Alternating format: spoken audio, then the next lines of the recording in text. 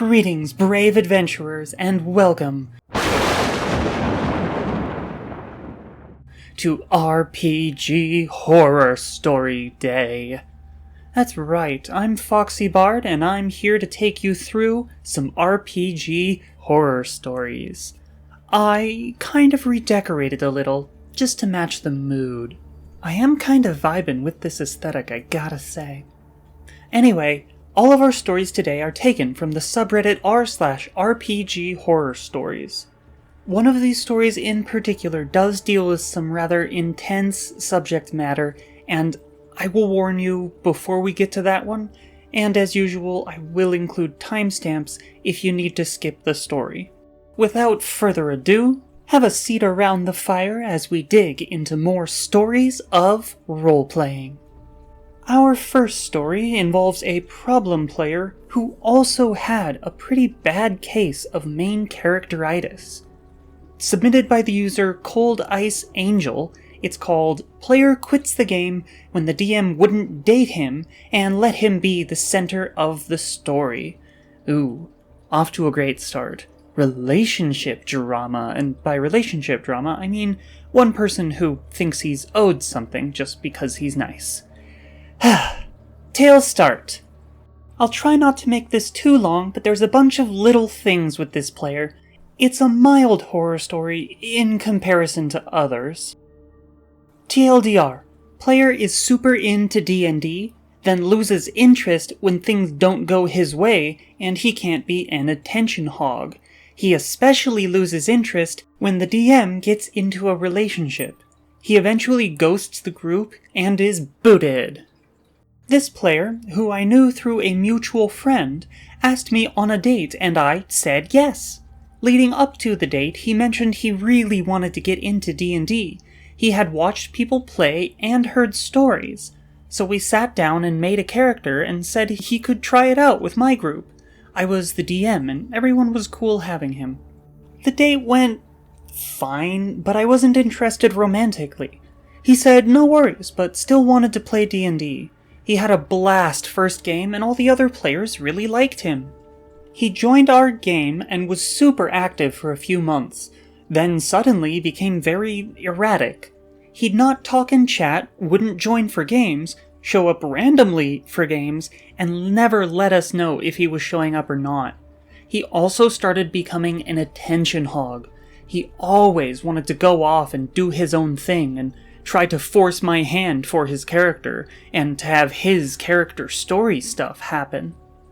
I sat him down and told him that this story is collaborative, and that his story is being woven into the rest of everything else.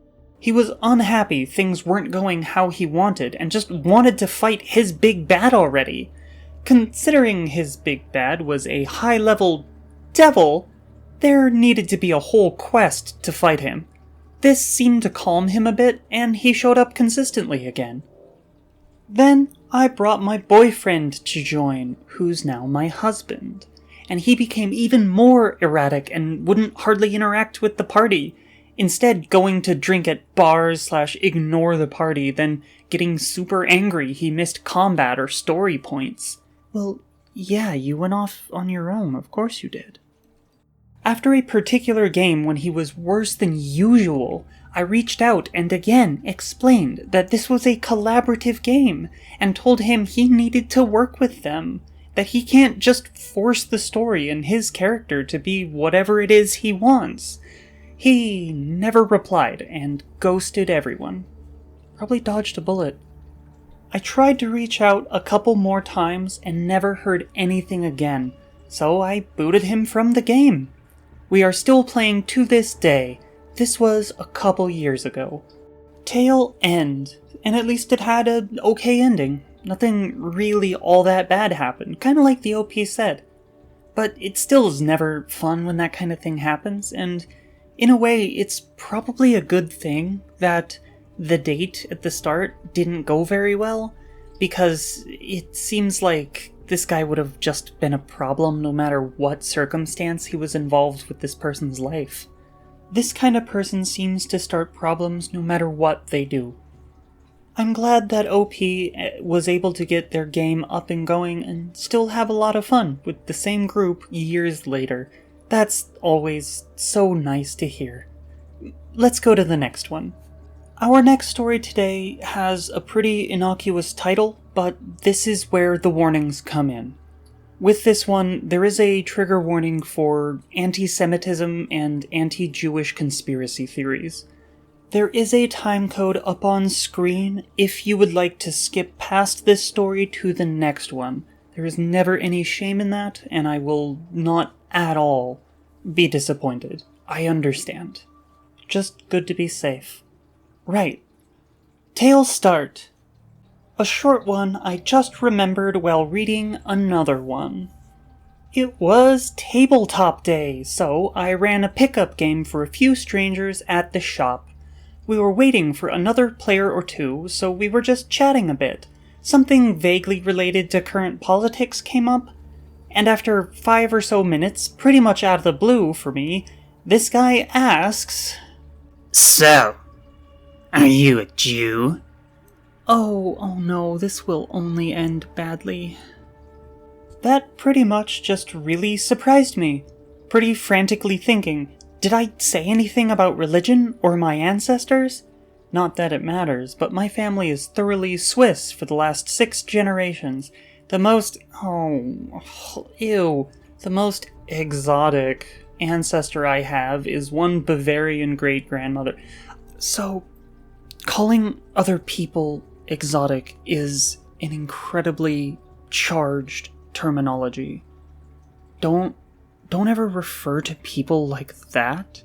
People aren't exotic. They're people. So, OP, you have a little bit of self-reflection you should probably engage with if that's the first term you use to describe someone who isn't Swiss. No? It's just that you think the government is competent and does good things, and usually only the Jews say that. Oh my, Milani, that felt so vile to read with my lips. That's not... Ooh, I hate it. At that point, I immediately tried to backpedal and change the topic.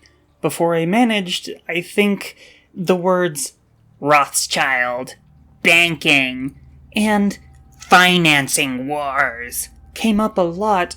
Oh, this guy is disgusting. This guy is so disgusting. Are you kidding me? I was too socially awkward to just kick the guy. Big mistake. No, get rid of players like this. They will only ruin your games. But the error was out of the game after that. We played for maybe 2 hours, character generation included, until I fled to an early lunch break and didn't come back again that day. Tail end. Where do I start with this one? Oh, okay, so, if you have somehow convinced yourselves that the Jewish people are bad in any way that is uniquely Jewish, or there's some conspiracy, and you blame George Soros for anything, or the Rothschilds, or any of that, you need to stop. Stop it. Right now. That is not okay. That is just not okay. Anti-Semitism is too real a thing in too many people's lives to be taken as a joke. So even if you're joking, even if you're supposedly not serious, it's not good. Don't do that. It's not funny. The joke is simply being mean to people. Anti-Semitism is a complicated topic, and as a white, atheist Gentile, I cannot speak at all adequately about it, so it's not my place to go on for too long, but I will always, absolutely, and utterly condemn it when I see it and hear it. That includes in jokes. And if you're thinking to yourself right now, oh, I'm just gonna go down into the comments and make a silly little joke for Foxy about how the Jews are destroyed. No. Stop. I will delete it. I will block you from the channel. And, yeah, I had some issues with OP as well. They have apparently a fairly uncomfortable relationship with race, even their own. And that's something that they should still work on. but that doesn't make the anti-Semite at all right. I also feel like I should mention it before it starts a flame war in the comments. Israel is not representative of all Jews. A lot of American Jews condemn the actions that Israel is currently taking, so don't bring it up and try to decry the Jewish people because of the actions of the sovereign nation of Israel. They're not the same. I have already talked for too long about this subject. Let's move on to the next story. Our last story today deals with some much lighter fare, and by that I mean a problem player becoming a terrible DM. When did this become light fare? What is my life now? And it is brought to us by the user Maxime942012. Hey, first try. And honestly, the title of this one sums it up pretty well, so let's just get right into it. Tale start. This is a story about a problem player who decided to DM a one-shot campaign just to beat us up, doesn't let us play, and insult us. A few screenshots at the end. I will include those, even if they don't add that much to the story, but we'll have them. Relevant players here. Lewis, the problem player and DM of the one-shot, playing both a level 2 ranger and a level 11 Gnoll Warlock Cleric. Wait, was he playing two characters in... double DM NPC, great. Me, the usual DM, playing a level 2 Tiefling Paladin. The rest of the team is made up of a Cleric, 2 Rogues, and a Fighter. For context, a few years ago, I was DM for my 6 friends, including Lewis. We were all very inexperienced. Still, most of us were having fun, except Lewis.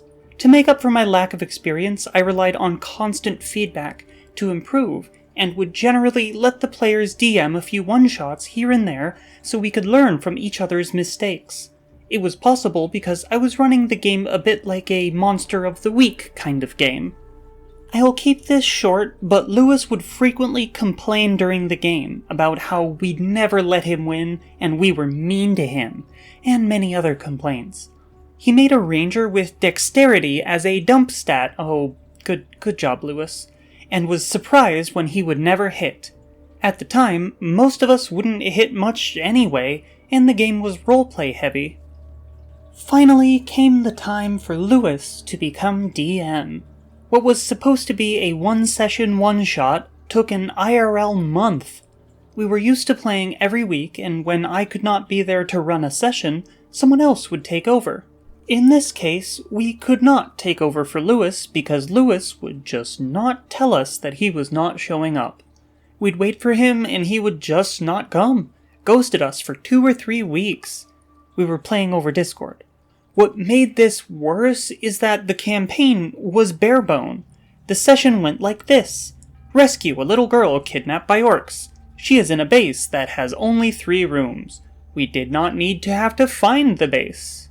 We knew where it was. No puzzle. Only 3 guards to fight.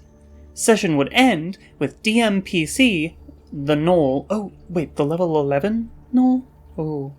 Betraying us and fighting us for the reward money.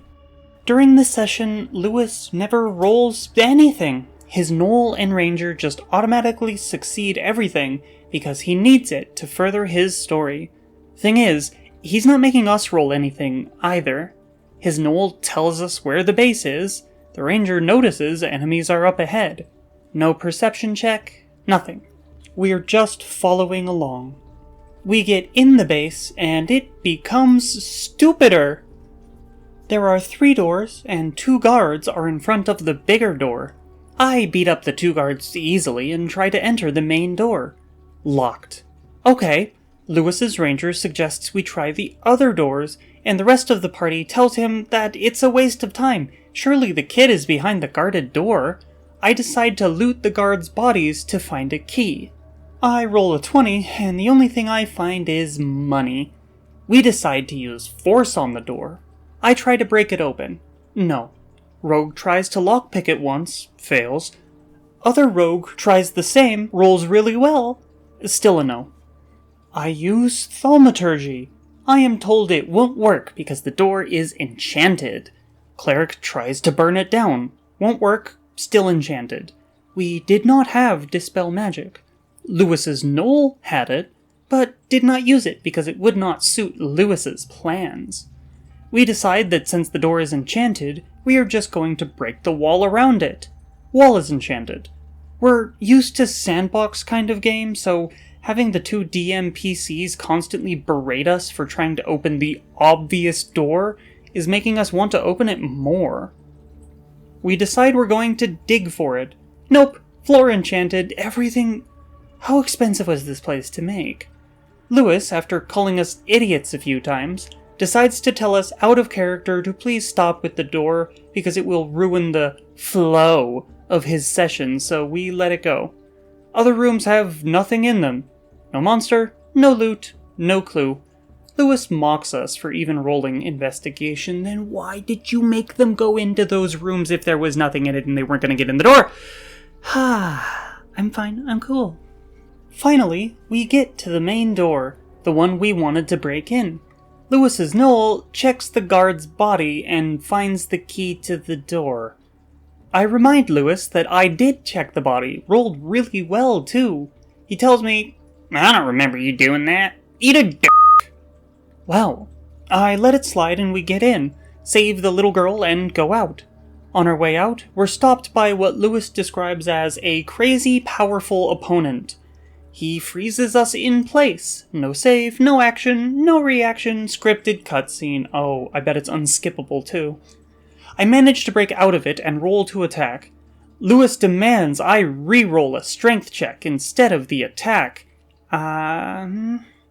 He demanded that several times for some reason, and when we explain that it's weird, he accuses us of just wanting higher rolls. I still roll high, but it does nothing. Then, once again, scripted cutscene, probably also unskippable. Lewis's Knoll suddenly frees himself from the opponent's spell and kills him in one shot while we watch. Awesome.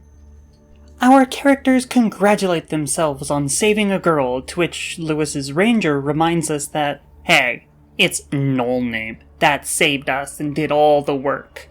To which we just congratulate ourselves on making the Knoll do all the work for us and move on. Lewis's ranger insists is no one going to question why Knoll was suddenly so powerful? And we say that we don't care, the mission is over. Then the ranger storms off, angry, saying that, when Knoll betrays you and kills you, I'll have warned you. And as players, we're all confused, because before that, the ranger was saying how great the Knoll was, and the Knoll did nothing that was out of line with us. Never before was the ranger suspicious of the Knoll. In fact, he kept defending them when we were insulting him earlier. We get our reward money, 10 gold pieces each, and then the Knoll demands to have our share. We tell him to have it because it's annoying, and he ignores us and says, You want to do this the hard way, I see. Dude, they just said take the money. He then takes the ranger hostage, scripted cutscene again. At this point, we don't want to rescue the ranger either, so my character just leaves, but combat begins anyway. It's 3 against the Knoll, other players dipped along the way. The Knoll is level 11, has 100 HP, and more spells and spell slots than you would normally have. In comparison, my character is the tankiest with 20 HP and is level 2. During the fight, we use inspiration points. I had put this in place to give players a second chance when they failed something really important. Lewis gets mad at us and accuses us of power gaming. He uses inspiration point to make his overpowered Knoll hit, and I tell him this was supposed to be for players only, not some random NPC, to which he replies that he's playing the Knoll and he's going to use it regardless of what I think. Eventually, we kill the Knoll. Wow, must have been a really bad Knoll. The Knoll fails the death saves, but Lewis decides that no! Instead, Knoll escapes. Ranger insults us for being careless and that he had told us about the Knoll. I judged that Lewis would not be doing one-shots for us anymore. Still, later, I learnt that he was making plans to DM a one-shot within the main campaign without asking me. As a reminder, this is the DM talking. TLDR, DM insults us when we try anything, doesn't let us play, railroads us, and ghosts us for weeks, and makes his overpowered DM NPCs try to kill you all and always be right. These are the screenshots. I don't really want to read most of these, because the voice I did for Lewis is actually really annoying on my throat, so we're not going to keep that up. Just a few things about this. Stop insulting your players. Also, let them fight. A lot of people love that part of the game. Also, that is exactly what medicine is used for. And while there can be a little bit of fun with running a well-balanced, perfect encounter and beating up your players a little bit, that shouldn't be the point. Stop it. Oh, there's the bit about looting the guard. If I keep talking about these, it's just gonna devolve into frustrated fox sounds. So let's call this the end. So yeah, tail end. As frustrated as I sound, this is more within the wheelhouse of RPG horror stories. Pretty straightforward, simple stuff to talk about, no complicated geopolitical issues involved, just one guy being kind of a jerk. A lot of a jerk. A big jerk. Don't DM like this. If your objective while DMing is to get revenge on, or get back at, or kill your players, you are DMing wrong. Please stop doing that. Unless it's possible that your players specifically requested you to be as harsh and cruel and unforgiving as possible. Suppose that could be fun. But that's not the goal here. Everybody was new. Everyone was still trying to learn. That was the whole point of the one-shots, was to learn. Stuff like this is why a lot of us D&D content creators have a big bone to pick with DM NPCs. They are just not good a lot of the time. Most of the time. Far too often. I will be the first to admit that I've had to include a DMPC with one of my parties multiple times in the past, and it was always because either the group size got messed up, or someone had to back out last minute, or something like that. Heck, in my current game, one of the players just took over playing the DMPC, so I am not playing her anymore. And the other one, for the other group, I'm running 2 groups, don't worry about it, plays almost no part in the story. She's just a shield-carrying person to smack things sometimes. Because that should always be the goal with DMPCs. They do not ever want to overshadow the players. Ever. Don't do that. The players are here to be the heroes or the villains, and to live out as the main characters of the story. If you personally want to tell the story of Billy Gum Joe, the super crazy powerful sorcerer, and his exploits with maybe some people in the background, I guess, write a book. You're perfectly free to write a book. In fact, I highly encourage it. Writing can be cathartic and great and wonderful to get ideas onto page and a good release for creative energies. And also, even if your players are doing the silliest or most ridiculous strategy or thing you've ever thought of, don't insult them. It probably looks like the right decision from their standpoint. Heck, I've had players come up with ways to solve a situation that I never even thought of. And I love that. It's great. When my players outsmart me, I can't do anything except be proud of them. Good job, players. And I have been talking for so long about this. Okay, let's move on to the outro. Thank you all so much for watching and listening. I got a little rambly today, sorry about that. Don't forget to like the video if you liked the video, and subscribe to the channel if you have not yet done so. That 1,000 subscribers goal is starting to look really in reach. It would be so cool if I could hit that still during Pride Month. That would be the best Pride present. We don't do Pride presents. We should do Pride presents. I'm getting distracted again.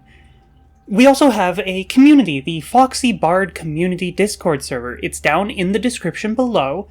Every Wednesday, I use stories mostly from there for my Community Day videos. They're always a lot of fun. They're always premieres. So if you want to stop by, tell a story there, you could see your story being premiered.